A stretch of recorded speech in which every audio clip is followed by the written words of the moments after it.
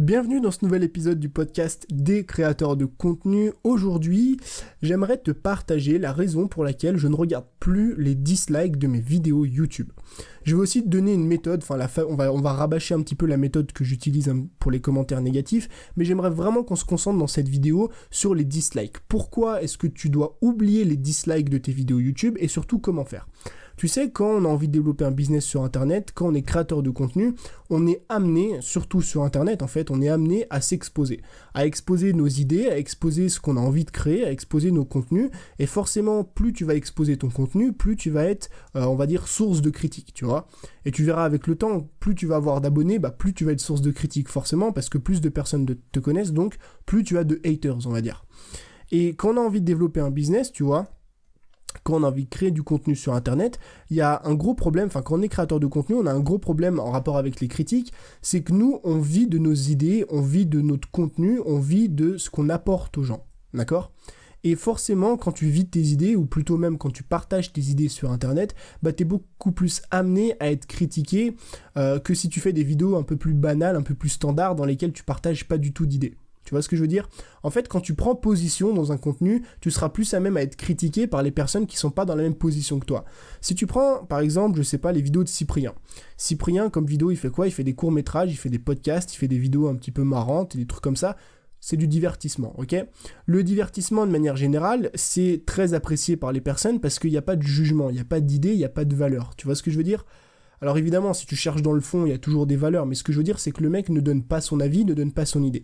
Par contre, toi et moi, notre métier, c'est quoi ? Notre métier, c'est d'arriver, c'est de prendre position dans une thématique, c'est de prendre position dans des idées et d'en parler aux gens, d'en discuter avec les gens. Moi, ce que je fais, c'est que je te dis souvent, par exemple, je prends parti sur les tunnels de vente. Moi, les tunnels de vente, j'aime pas du tout parce que je me suis fait avoir de nombreuses fois avec ça.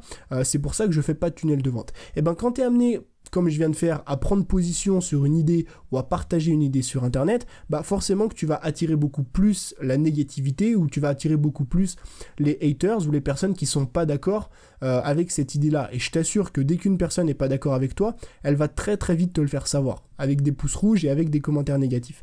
Donc ce que j'aimerais te faire comprendre déjà, c'est que quoi qu'il arrive, en tant que créateur de contenu et en tant surtout qu'entrepreneur, tu vas passer par la case critique, par la case commentaire négatif, par la case dislike, si tu as vraiment envie de construire quelque chose d'intéressant, si tu as vraiment envie d'apporter des idées différentes et de poser des idées différentes sur la table.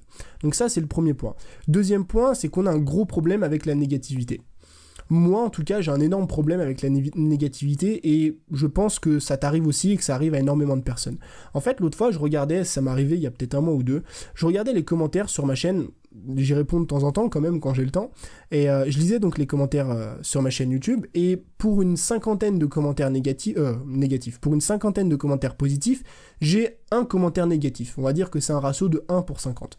Et ce jour-là, je m'en souviens, j'ai lu une cinquantaine de commentaires qui étaient tous géniaux, tu vois, des mecs qui me disaient super contenu, t'as grave évolué, tu m'as énormément aidé, tu mérites plus d'abonnés, tes formations sont bien, bref, que des commentaires plus positifs, tu peux pas faire mieux.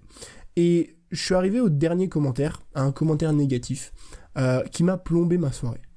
Clairement, le commentaire, il m'a plombé ma soirée, parce que c'est un mec qui est arrivé, qui connaissait absolument rien, qui a juste critiqué mon contenu comme ça, alors que j'avais passé du temps, j'avais investi de l'effort, tu vois, je fais ça pour aider les gens, et des mecs qui arrivent et qui te critiquent ton contenu comme ça, c'est dommage et c'est dérangeant, tu vois, ça blesse quand même, mine de rien. Et ce qui se passe, c'est quoi ? C'est que j'ai fait une fixette comme ça, pendant un jour, pendant 2 jours, sur ce commentaire négatif. Je me le suis repassé dans la tête, et encore, et encore, et encore, c'est tourné en boucle comme ça, alors que d'un autre côté, j'avais une cinquantaine de commentaires positifs. Mais le problème, ça m'arrive à moi, mais ça arrive aussi à d'autres personnes, c'est qu'on se fait plus une fixette, en fait, sur ce qui est négatif que sur ce qui est positif. Et on retient plus facilement des émotions négatives que des émotions positives, tu vois ? Donc c'est extrêmement compliqué. En gros, si tu es créateur de contenu sur Internet et si tu es comme moi et que tu retiens le côté négatif, pour un petit peu résoudre ce problème-là, pour trouver une solution à ça, ce que j'ai fait, c'est que j'ai cherché à cacher, on va dire, ou à supprimer toute la négativité qu'il y avait autour de mon contenu. La première chose que j'ai fait pour ça, et je t'en ai déjà parlé, c'est que toutes les personnes qui arrivent sur ma chaîne et qui commentent vraiment juste pour faire du mal et juste pour blesser, je supprime le commentaire. Et ça, je peux te garantir que si tu essayes, ça marche extrêmement bien. Tu vas vraiment te sentir beaucoup mieux. Tu supprimes le commentaire et tu bloques la personne. Je pars du principe où une personne qui commente négativement, sans me connaître, sans connaître mon contenu, sans savoir ce que je fais, tu vois, et sans prendre le temps de réfléchir un petit peu, genre juste 5 secondes, ne va pas être intéressé par ma chaîne.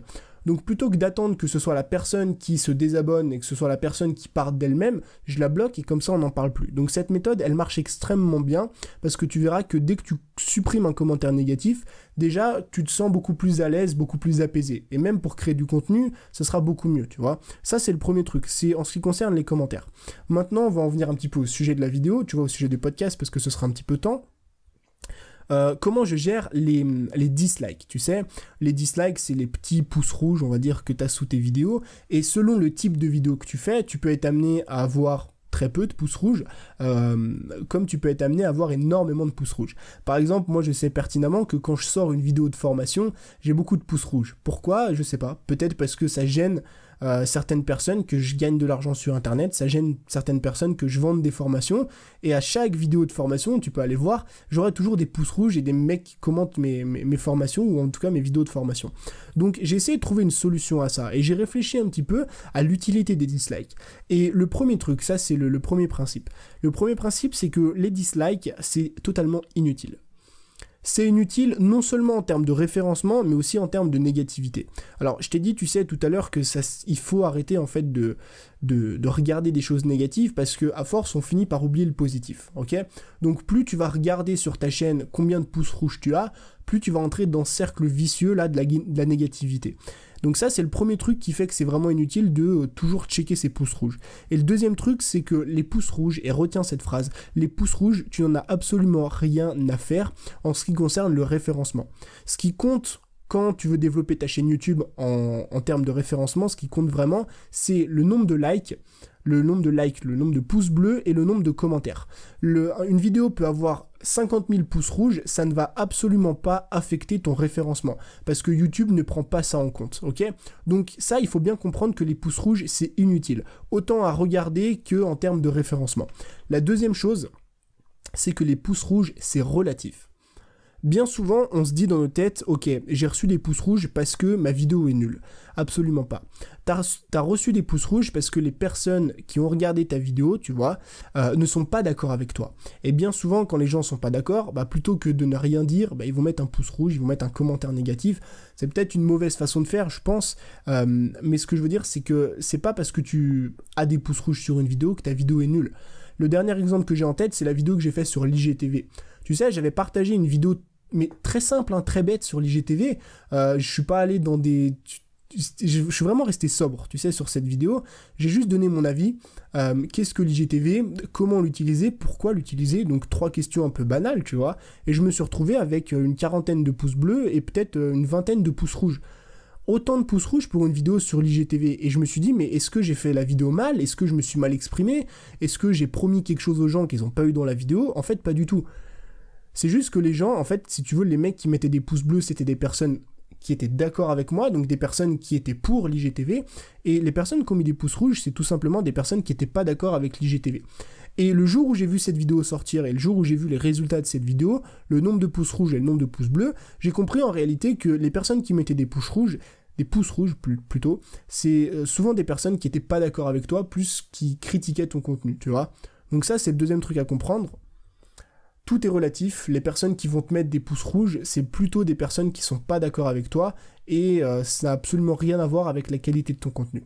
Et la troisième chose qu'il faut retenir avec les dislikes, c'est que quoi qu'il arrive, ça arrivera toujours. T'auras beau faire le meilleur contenu du monde, t'auras beau faire la plus belle vidéo du monde, mais vraiment une super belle vidéo, bien qualitative, bien écrite, tu vois, un truc dans lequel t'apportes vraiment de la valeur aux gens, tu auras toujours des pouces rouges, tu auras toujours des commentaires négatifs. Le meilleur exemple que je peux te donner, c'est les exemples de vlog, par exemple. Un vlog. Comment est-ce que tu peux mettre un pouce rouge à un vlog? Un vlog, c'est quoi? C'est une vidéo, d'accord, dans laquelle il y a 3-4 minutes, il y a personne qui parle, c'est juste, voilà, quelqu'un qui est parti en vacances et qui te montre des images de vacances. Moi, par exemple, l'autre fois, je suis tombé sur un vlog tourné au Japon. parce que je suis fan du Japon, et j'ai adoré ça. Le vlog était magnifique, ça durait juste 5 petites minutes, le son, tout était bien synchro. Il y avait vraiment un travail de ouf là-dessus, tu l'as vu, il y avait du drone, il y avait de la GoPro, bref, il y avait vraiment un travail phénoménal. Et j'ai vu peut-être pour, 5000 vues, j'ai vu peut-être plus d'une centaine de pouces rouges. Et je me suis dit, mais comment les gens peuvent mettre des pouces rouges ?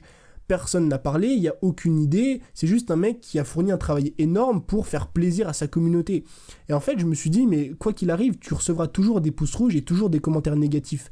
Que tu parles dans une vidéo ou que tu parles pas, que tu fasses un bon contenu ou que tu fasses un mauvais contenu, que tu exprimes une idée ou que tu n'exprimes pas d'idée du tout, que tu fasses un vlog ou que tu fasses une formation, tu recevras, quoi qu'il arrive, toujours des pouces rouges et toujours des commentaires négatifs.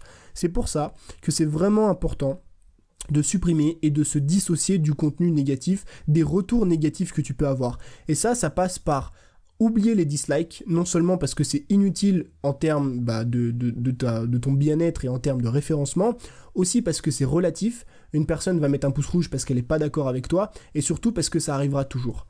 Donc t'oublies les dislikes avec ces 3 raisons-là. En plus de ça, tu supprimes un commentaire dès qu'il arrive, tu bloques une personne qui n'est pas contente.